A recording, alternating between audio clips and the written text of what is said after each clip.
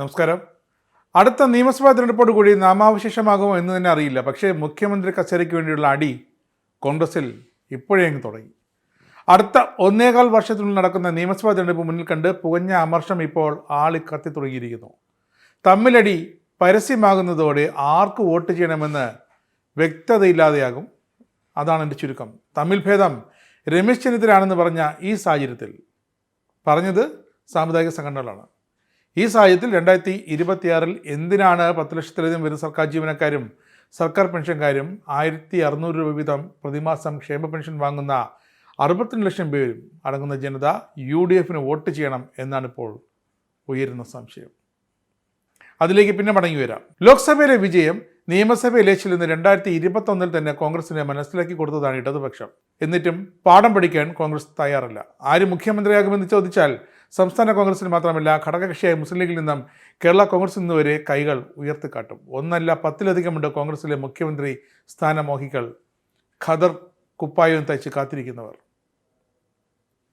അവസരം കിട്ടിയാൽ അവരും തങ്ങളുടെ രാഷ്ട്രീയ തന്ത്രങ്ങൾ പുറത്തെടുത്തിരിക്കും. മുഖ്യമന്ത്രിയാകാൻ ട്രാക്കിലോടി മുന്നിലെത്തുന്ന ആ നേതാവിനെ ഇടത്തെ കൈകൊണ്ട് ഒറ്റ തട്ട്, നടന്നില്ലെങ്കിൽ ഒരൊറ്റ ഉന്ത്, അതോടെ ആ നേതാവ് താഴെ വീഴണം. അതാണ് ഇപ്പോഴത്തെ കോൺഗ്രസിലെ ചില നേതാക്കന്മാരുടെ തന്ത്രം. ഇപ്പോഴിതാ കോൺഗ്രസിൻ്റെ കാര്യം പതിവ് പോലെ സാമുദായിക നേതൃത്വങ്ങൾ തന്നെയാണ് തീരുമാനിക്കുന്നത്. മുഖ്യമന്ത്രി പദവും മന്ത്രി കസേരയും ഒക്കെ സാമുദായിക അടിസ്ഥാനത്തിലാണല്ലോ UDF പങ്കുവെച്ചുകൊണ്ടിരിക്കുന്നത്. അതിനിയും തുടരണം. പക്ഷേ മുഖ്യമന്ത്രിയാകണം, ഭരണം കിട്ടണം. അതിന് മുഖ്യമന്ത്രി സ്ഥാനാർത്ഥി ആര് വേണമെന്ന ചോദ്യം NSS തന്നെ തുടങ്ങി വെച്ചു. ഇപ്പോഴത് SNDP ഏറ്റെടുത്തു. CPM LDF കാര്യമല്ല, UDF കാര്യമാണ്. മുഖ്യമന്ത്രിയാകാൻ കോൺഗ്രസിൽ ഏറ്റവും യോഗ്യൻ രമേശ് ചെന്നിത്തല എന്ന് പറഞ്ഞ് VD സതീശനെ താഴ്ത്തിക്കെട്ടി SNDP യോഗം ജനറൽ സെക്രട്ടറി വെള്ളാപ്പള്ളി നടേശൻ നിലപാടെടുത്തത് ഇപ്പോൾ പാർട്ടിക്കുള്ളിൽ ചർച്ചാ വിഷയമാണ്. നേരത്തെ മന്ദം ജയന്തിക്ക് ചെന്നിത്തലയെ ക്ഷണിച്ച NSS 10 വർഷം മുമ്പ് രമേശ് ചെന്നിത്തലയോട് ആവശ്യപ്പെട്ടതാണ് ആഭ്യന്തരമന്ത്രി പദം ഏറ്റെടുക്കാൻ. പക്ഷേ അന്ന് ചെന്നിത്തല വഴങ്ങിയില്ല. അതിൽ ഇന്ന് ചെന്നിത്തല പശ്ചാത്തപിക്കുന്നുണ്ട്. NSSനും വെള്ളാപ്പള്ളിക്കും മുരളീധരൻ നൽകിയ ഒരു മറുപടി കേരളത്തിലെ മുഖ്യമന്ത്രിയെ മല്ലികാർജ്ജുൻ ഖാർഗെയും രാഹുൽ ഗാന്ധിയും ചേർന്ന് തീരുമാനിക്കുമെന്നാണ്. എന്തുകൊണ്ടും VD സതീശിനേക്കാൾ യോഗം ചെന്നിത്തലയാണെന്നാണ് വെള്ളാപ്പള്ളിയുടെ സാക്ഷ്യപ്പെടുത്തൽ. എല്ലാ വിഭാഗങ്ങളെയും കൂട്ടി യോജിപ്പിച്ച് കൊണ്ടുപോകാനാണ് ചെന്നിത്തല ശ്രമിക്കുന്നതെന്നും എല്ലാവരും പിരിക്കാനാണ് സതീശൻ ശ്രമിക്കുന്നതെന്നും വെള്ളാപ്പള്ളി ചെന്നിത്തല പക്ഷം പിടിച്ച് പറയുന്നുണ്ട്. അതേസമയം NSSുമായി സഹകരിച്ചിട്ട് ചെന്നിത്തലയ്ക്ക് പ്രത്യേക ഗുണമുണ്ടാകില്ലെന്നും വെള്ളാപ്പള്ളി ഒരു കൊട്ടുകൊട്ടിയിട്ടുണ്ട്. മാവേലിക്കരയിൽ ചെന്നിത്തല ജയിക്കണമെങ്കിൽ കോൺഗ്രസ് അല്ല SNDP കൂടി വിചാരിക്കണമെന്ന് വെള്ളാപ്പള്ളിയുടെ ഹിന്റ്. SNDP രമേശ് ചെന്നിത്തലയും തമ്മിൽ കടലും കടലടിയും പോലുള്ള ബന്ധമാണെന്നും വെള്ളാപ്പള്ളി പറയുന്നു. NSSുമായി സഹകരിച്ചിട്ട് പ്രത്യേക ഗുണമൊന്നുമില്ല. കാരണം താക്കോൽ സ്ഥാനത്ത് ആര് വന്നിട്ടും കാര്യമില്ല, താക്കോൽ കിട്ടിയിട്ട് വേണ്ടേ എന്നാണ് ചോദിക്കുന്നത്. 5 പേരിപ്പോൾ മുഖ്യമന്ത്രി എന്ന ആ താക്കോൽ പദത്തിന് വേണ്ടി നടക്കുന്നെന്നും വെള്ളാപ്പള്ളി പരിഹസിക്കുന്നു. പരിഹാസം മാത്രമല്ല, വെള്ളാപ്പള്ളി വസ്തുത വിളിച്ച് പറഞ്ഞതാണ്. അതാണ് കോൺഗ്രസിനുള്ളിൽ എല്ലാ തവണയും നടക്കുന്നത്. അതേസമയം 10 വർഷത്തെ ഇടവേളയ്ക്ക് ശേഷമാണ് രമേശ് ചെന്നിത്തലയ്ക്ക് NS ആസ്ഥാനത്തേക്കുള്ള ഗേറ്റ് തുറന്നു കൊടുക്കുന്നത്. മന്ദം ജയന്തി ആഘോഷ പരിപാടിയിൽ മുഖ്യ പ്രഭാഷകനാകാൻ 2013 കേരള രാഷ്ട്രീയത്തിൽ ഇളക്കി മറിച്ച താക്കോൽ സ്ഥാന വിവാദം. ഉമ്മൻചാണ്ടി സർക്കാരിൽ താക്കോൽ സ്ഥാനത്തേക്ക് രമേശ് ചെന്നിത്തലയെ കൊണ്ടുവരണമെന്ന് NSS general secretary G Sukumaran Nair പെരുന്നയിലിരുന്ന് പ്രസ്താവന നടത്തി. പക്ഷേ അന്നത്തെ മുഖ്യമന്ത്രി ഉമ്മൻചാണ്ടി വഴങ്ങിയില്ല. വിവാദമായതോടെ സുകുമാരൻ നായരുടെ പ്രസ്താവനയെ രമേശ് ചെന്നിത്തലയ്ക്ക് തള്ളിപ്പറയേണ്ടി വന്നു. അന്ന് ചെന്നിത്തല KPCC അധ്യക്ഷനാണ്.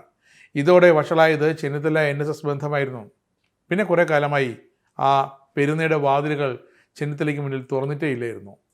ഇപ്പോൾ ഇതാ പുതിയ സാഹചര്യത്തിൽ രമേശ് ചെന്നിത്തല പെരുന്നയിലേക്ക് വലതുകാൽ വെച്ച് കയറുകയാണ്. ഈ സാഹചര്യത്തിലാണ് വെള്ളാപ്പള്ളി നടേശൻ സതീശനെ കുറ്റപ്പെടുത്തുന്നത് അതിനുള്ള വഴിയൊരുക്കി കൊടുത്തതിന്. പ്രതിപക്ഷ നേതാവിന് പക്വതയില്ലെന്നും വെറുപ്പ് വിലയ്ക്ക് വാങ്ങുന്ന ആളാണെന്നും വെള്ളാപ്പള്ളി ആരോപിക്കുന്നു. നേരത്തെ തന്നെയുള്ള പ്രശ്നങ്ങൾക്ക് മേൽ തീകോരി ഒഴിക്കാനാണ് ഇപ്പോൾ വെള്ളാപ്പള്ളി ശ്രമിച്ചുകൊണ്ടിരിക്കുന്നതെന്ന് പറയുന്നു. പറഞ്ഞു വരുമ്പോൾ തമ്മിൽ ഭേദം തൊമ്മനല്ല ചെന്നിത്തല തന്നെയാണെന്ന് വെള്ളാപ്പള്ളി ഉദ്ദേശിക്കുന്നു. വെള്ളാപ്പള്ളി മാത്രമല്ല, സുകുമാരൻ നായരും എല്ലാ സമുദായ നേതാക്കളും ഒക്കെ പറയും. ഇനി മുസ്ലിം കൂടിയേ പറയാനുള്ളൂ. ക്രൈസ്തവ മതമേലധ്യക്ഷന്മാർ എന്ന് VD സതീശനെ ചാക്കിട്ട് പിടിക്കാൻ തുടങ്ങിയോ അന്ന് പ്ലേറ്റ് മറിച്ചിടാൻ തുടങ്ങിയതാണ് മുസ്ലിം സമുദായവും SNDPയും NSSും ഒക്കെ. അതിൻ്റെ പാഠം, അതിൻ്റെ ഗുണം, അതിൻ്റെ തിക്തഫലങ്ങൾ എന്തായാലും വരുന്ന തിരഞ്ഞെടുപ്പിൽ തദ്ദേശ തിരഞ്ഞെടുപ്പിൽ തന്നെ UDFനും കോൺഗ്രസിനും അനുഭവിക്കേണ്ടി വരുമെന്ന് ഇവർ പ്രാകുന്നുമുണ്ട്. കോൺഗ്രസ് എന്തായാലും അടുത്ത കാലത്തൊന്നും അധികാരത്തിൽ വരുന്ന കോഡില്ലെന്ന് വളരെ വ്യക്തമാണ്. ഇതറിയാവുന്ന ഈ മുഖ്യമന്ത്രി കുപ്പായം തച്ചിരിക്കുന്ന നേതാക്കളുണ്ടല്ലോ, അവരൊക്കെ കുറേ പേർ പ്രസ്താവന നിറക്കാതെ ഗ്യാലറിയിലിരുന്ന് കളി കണ്ടുകൊണ്ടിരിക്കുകയാണ്. എന്താകും, തമ്മിലടിച്ച് തീരട്ടെ, 5 പേരെങ്കിലും 5 പേർ, അവർ തമ്മിലടിച്ച് ഒറ്റ തള്ള്, ഒറ്റ ഉന്ത്, അതിൽ വീണെങ്കിൽ വീണു പോകട്ടെ, അപ്പോൾ നമുക്ക് കളത്തിലേക്ക് ഇറങ്ങാം എന്ന് തന്നെയാണ് ഇപ്പോൾ ചില കോൺഗ്രസ് നേതാക്കളുടെ മനസ്സിലിരിപ്പ്.